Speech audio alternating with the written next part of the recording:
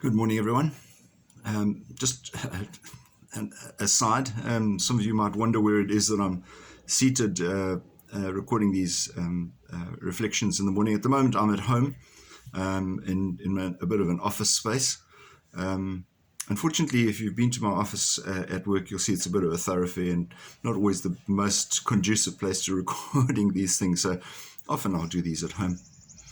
The reading today focus again on the book of Maccabees, and if we have a look at the Gospel of Luke, it's about the parable of the talents, which we are quite familiar with.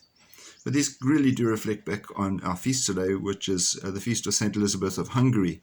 She was the daughter of the king of Hungary.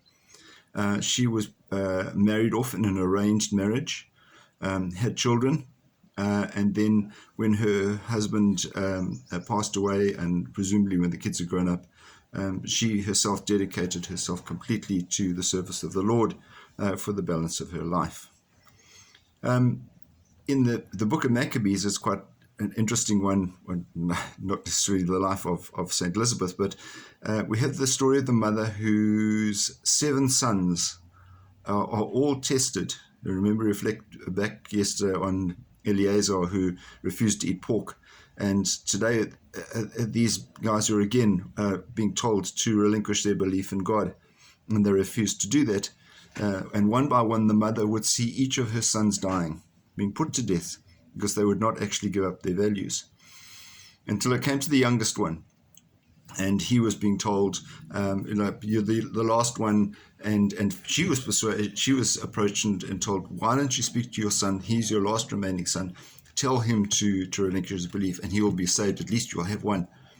And so she went to the son and she whispered in his ear, never give in to what they say. Always follow the Lord, which he did. And then he died, obviously in the same way as put to death.